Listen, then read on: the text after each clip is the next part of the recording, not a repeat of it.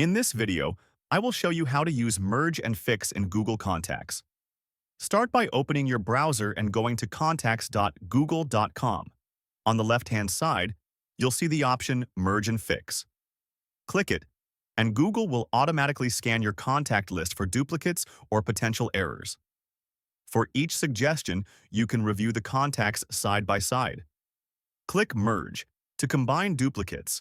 Google will keep the most up-to-date information while removing extra entries. This is an easy way to fix multiple duplicates at once without losing any important details. Sometimes, Google may take a few seconds to process larger lists, so be patient if you have a lot of contacts. After merging, scroll through your list to confirm everything looks correct. If you accidentally merge the wrong contacts, you can undo the change using the Undo option that briefly appears at the bottom of the screen. And that's how to use Merge and Fix in Google Contacts.